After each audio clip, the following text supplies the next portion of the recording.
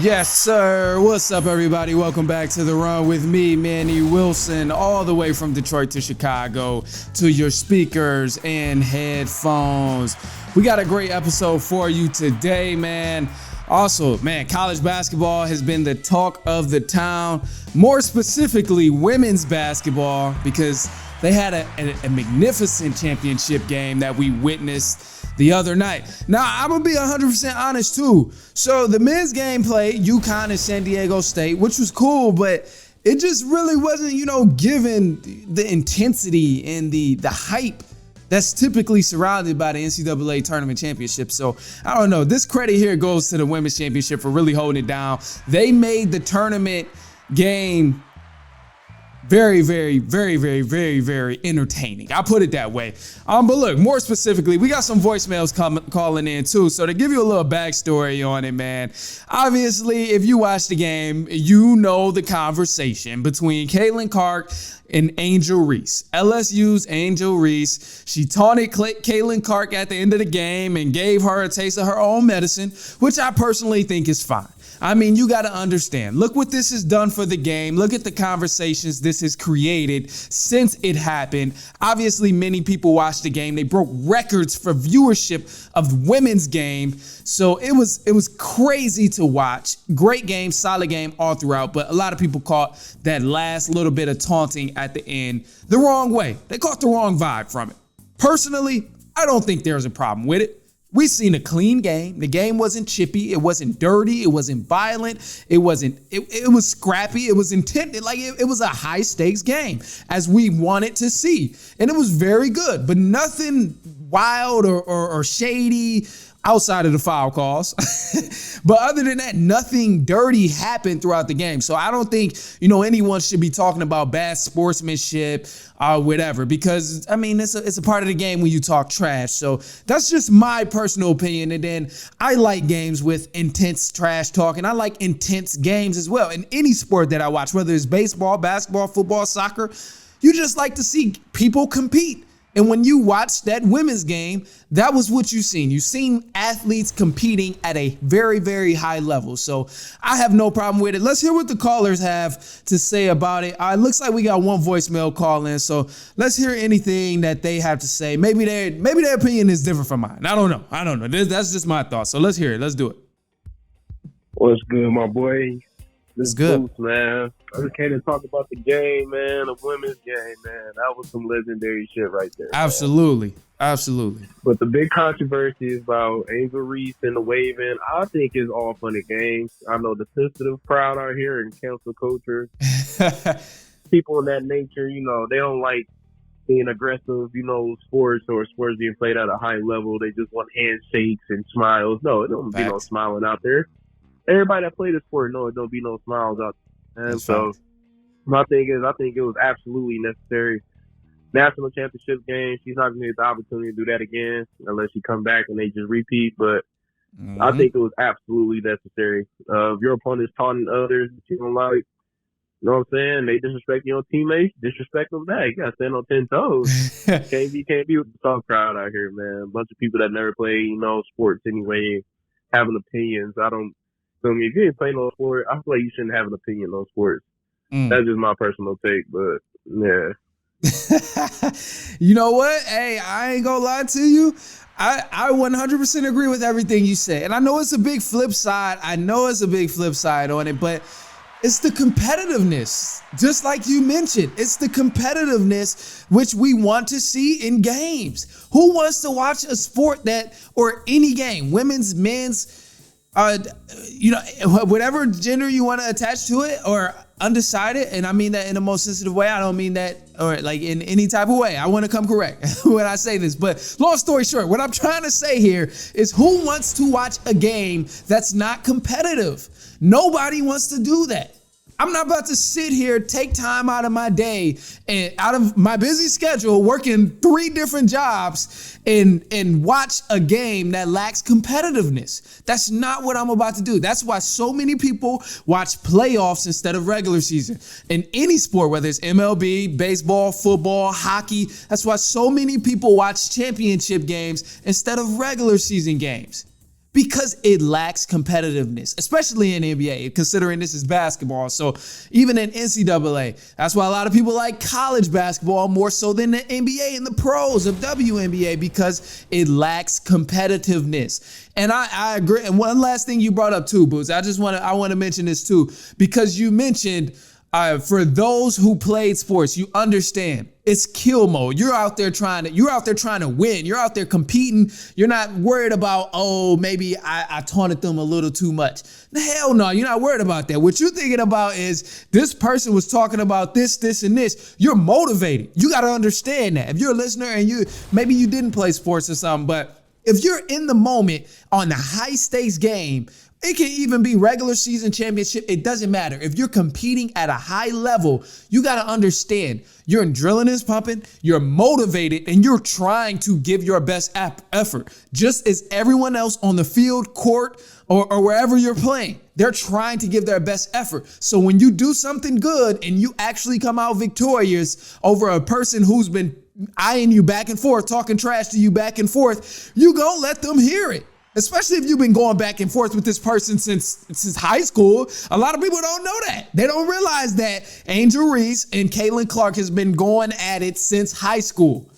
Like, they don't realize that. This competitive nature between them has been going on. This dynamic has been going on for so long.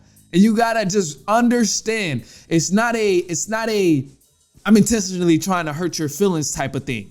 It's more so a ha-ha moment, or hey, I got you this time. The respect is there. Caitlin Clark already mentioned to the press that she's a fan of Angel Reese. Angel Reese has already mentioned that she knows what Caitlin Clark brings to the table. She knows how great of a player she is. That's already been discussed previously. And over the years, it's been discussed time after time. And even after this high stakes championship game, it's been discussed multiple times. So when people try and vilify Angel Reese as if she was stepping overboard by taunting her, even though the moment was so big, it's wrong. That's wrong. And I'll be the first to admit, I'll be the first to say, it was a little excessive toward the end. She went out her place. She definitely went out her place. She followed her around a little bit, did the "You Can't See Me," which came from Tony Yayo, that a lot of y'all don't know, but John Cena took that from there. That's history right there. But anyway, she took the Yayo, waving in her face and all of that, followed her around the court. I get how it can be very agitating and disturbing in a way, but also, you're not out there. You're not the one competing for the championship. You're not the one who's been talking back and forth the whole entire game.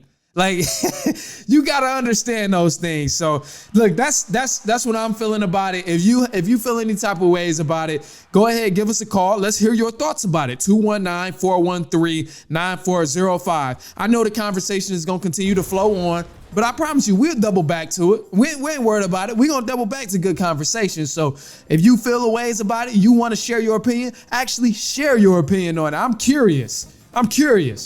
So 219-413-9405. Give us a call. Make sure your voice is heard. Look, we're going to take a quick break here. We got some news for the run, and then we got NBA topics as well, because the postseason is here, man.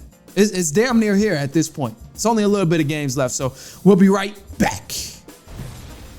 All right, let's get into it. News for the run. Let's do it. So let's start off with some scores actually for tonight's game, April 4th, 2023. Some scores, some great games tonight. 76ers, they beat the Boston Celtics 103-101. The Atlanta Hawks, they beat the Chicago Bulls 123-105. Houston Rockets beat the number 1 seed in the Western Conference, Denver Nuggets 124-103. The Memphis Grizzlies held it down 119-109 against the Portland Trailblazers. Los Angeles Lakers just got a win, 135-133 over the Utah Jazz. And the Golden State Warriors, they beat the Oklahoma City Thunder 136-125. Phoenix Suns also beat the San Antonio Spurs 115-94. Now we got some guys joining the Hall of Fame as well. Congrats to them. NBA champion and 13-time All-Star, NBA Finals MVP, Dwayne Wade will be inducted into the Naismith Hall of Fame class of 2023. He will be joined by 2006 MVP Dirk Nowitzki. He's also headed into the Hall of Fame class of 2023. And another huge name, the most winningest coach in the NBA, Greg Popovich, will be inducted into the Naismith Hall of Fame 2023. The rest of the legendary inductees include Tony Parker, Paul Gasol, and Becky Hammond. Great guys. That's a great lineup right there.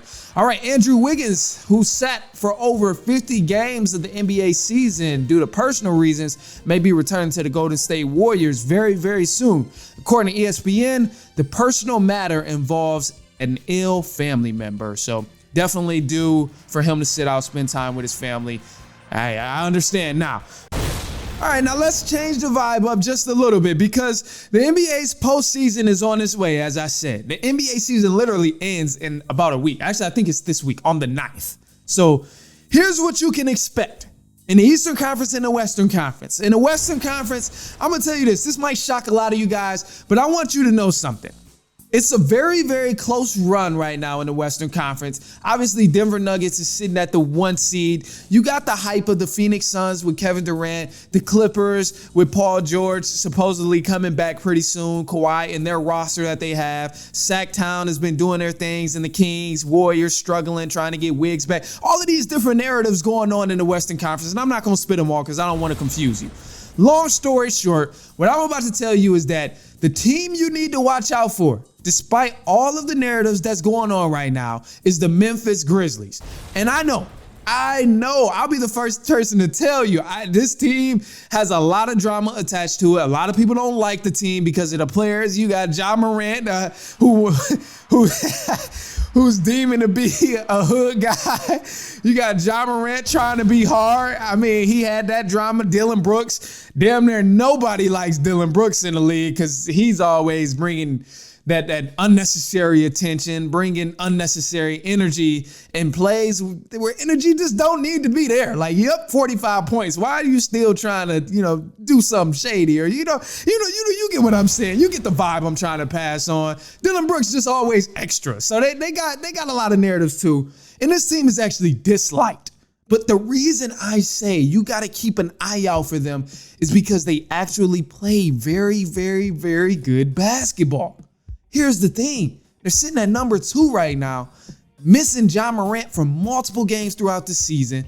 They took the Warriors to 7 last year with no Ja Morant. They still got players playing outstanding. Backup point guard, I got to get his name really quick because I can't remember it right now, but he's been playing great in Ja Morant's absence. And man, this team is actually stacked compared to a lot of what we see in the Western Conference. And despite that, again, the reason I say they play good basketball, you see a lot of guys know how to drive and kick. They got shooters who's making shots on the wings, and they were doing this without their star point guard, Ja Morant. So when he comes back, you already know what time it is. They got Mr. Highlight back in the game when Ja Morant is back, and actually he played tonight as well in that win. But man, they got a lot of guys, and this is a roster you just kind of want to keep an eye out. I'm telling you right now, they've had the experience too. Yeah, a lot of people mention that. A lot of people, and I'm one of those guys.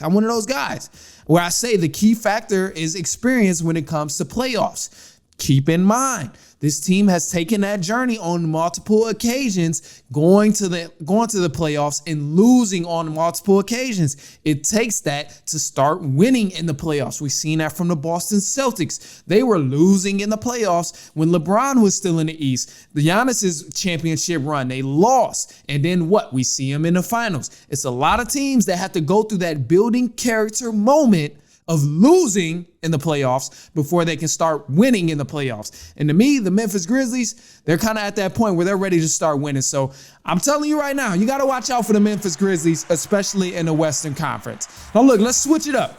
Eastern Conference. A lot of competition in the Eastern Conference as well. And then I'm going to leave you with this on the Eastern Conference here. One of my teams of what you can expect. And I'm going to just tell you what to expect. I like a lot of teams in the East, actually. And there's a lot of close competition, especially 1 through 4 in the Eastern Conference. Because you got the Celtics, Bucks, Philly, Cavs. That's damn near it right there. If you're not in that top 4 in the Eastern Conference, you can damn near forget about winning a championship. Truth be told, let's get that out the way right now. Let's explore that whole narrative. Let's touch on those 4 because those are the only 4 that truthfully really matters right now. The Cleveland Cavaliers, Boston Celtics, Milwaukee Bucks, and the Philadelphia 76ers. Those are the only 4 that matter. If your name is not that in the Eastern Conference, forget about it. Worry about next year. That's just the honest truth. But the whole thing here, and what you should expect, is the Bucks to come out on top. And I say the Bucks are going to come out on top in the Eastern Conference because they have a deep roster. Now, here's something that concerns me because I'm not going to be 100% biased in here. I like the Bucks. Obviously, I want Giannis to win. I like Giannis. One of my favorites in the league right now, but I don't want to be biased. Here's what you can expect from the Boston Celtics. All of these teams, actually the top 4, all of these teams, they've beat each other multiple times. The Celtics beat the Bucks. The Bucks beat the Sixers. Sixers beat the Bucks. And the Cavs be beating all of them. So it goes back and forth. It's going to depend on who plays who. But one thing that concerns me with Giannis, going back to my point, is that these teams are going to build a wall. Obviously, Giannis has to deal with this throughout the entire course of the season, but it's not going to solely be on Giannis to haul this team to the championship. It's going to be on those role guys and how well they can play, which they played very well throughout the course of the season. Jrue Holiday, Chris Middleton, Brook Lopez, and Joe Ingles is coming off that bench. They deep. They're very deep. You got Crowder coming off the bench for the Milwaukee Bucks as well. Those guys are going to have to step up huge when you play the Boston Celtics, especially because they have just as much depth as the Milwaukee Bucks. So it's going to be a dogfight between all of these teams in the East, and that's pretty much what you can expect. I'm not going to go as far as saying you can expect the Bucks to win a championship because truthfully, I don't know if that's 100% true, and I'm not trying to give no bold predictions or no predictions that where I'm like, I don't know. I don't want to get no half-ass predictions, long story short.